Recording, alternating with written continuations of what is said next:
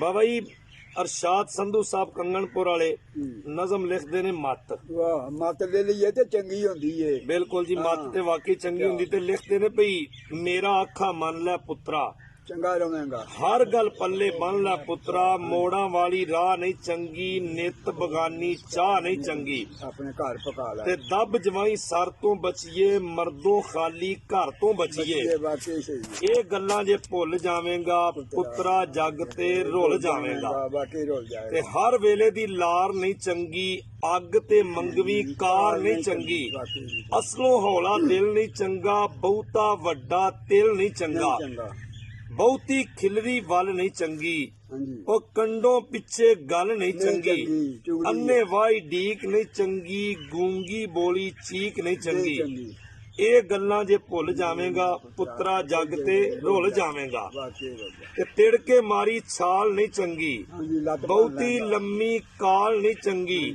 ਰੁੱਖਾਂ ਥੱਲੇ ਮੱਚ ਨਹੀਂ ਚੰਗਾ, ਢੇਰ ਫਸਾਦੀ ਸੱਚ ਨਹੀਂ ਚੰਗਾ। ਬੇਕਦਰੇ ਦੀ ਖੋਹ ਨਹੀਂ ਚੰਗੀ, ਬਦੋ ਬਦੀ ਦੀ ਮੋਹ ਨਹੀਂ ਚੰਗੀ। ਤੇ ਕੱਖਾਂ ਨੇੜੇ ਅੱਗ ਨਹੀਂ ਚੰਗੀ, ਸਿਰ ਤੋਂ ਭਾਰੀ ਪੱਗ ਨਹੀਂ ਚੰਗੀ। ਇਹ ਗੱਲਾਂ ਜੇ ਭੁੱਲ ਜਾਵੇਂਗਾ ਪੁੱਤਰਾ, ਜੱਗ ਤੇ ਰੁੱਲ ਜਾਵੇਂਗਾ। ਉਸ ਤੋਂ ਪਿੱਛੇ ਹੋਰ ਨੂੰ ਫੜੀਏ, ਉਹ ਪਹਿਲਾਂ ਘਰ ਦੇ ਚੋਰ ਨੂੰ ਫੜੀਏ।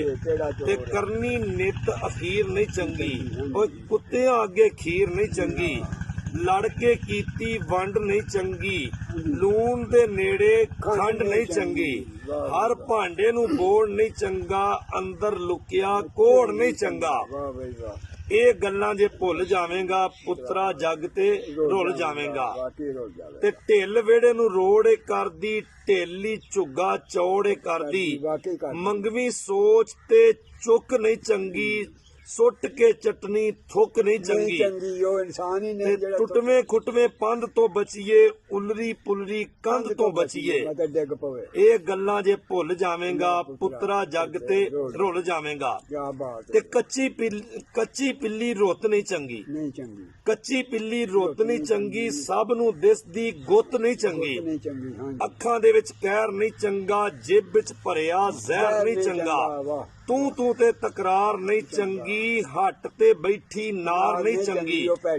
ਇਹ ਗੱਲਾਂ ਜੇ ਭੁੱਲ ਜਾਵੇਂਗਾ ਪੁੱਤਰਾ, ਜੱਗ ਤੇ ਰੁੱਲ ਜਾਵੇਂਗਾ। ਤੇ ਖਾਲ ਨੂੰ ਥਾਂ ਰੋਣ ਨਹੀਂ ਚੰਗੀ, ਉਹ ਵੱਖਰੀ ਵੱਖਰੀ ਤੌਣ ਨਹੀਂ ਚੰਗੀ। ਸਾਵਣ ਭਾਦੋਂ ਧੁੱਪ ਨਹੀਂ ਚੰਗੀ, ਮੌਤਾਂ ਵਰਗੀ ਚੁੱਪ ਨਹੀਂ ਚੰਗੀ। ਐਵੇਂ ਕਰਨੀ ਚੋਟ ਨਹੀਂ ਚੰਗੀ, ਉਹ ਕਿਸੇ ਵੀ ਸ਼ੈ ਵਿੱਚ ਖੋਟ ਨਹੀਂ ਚੰਗੀ। ਰਸਤੇ ਦੇ ਵਿੱਚ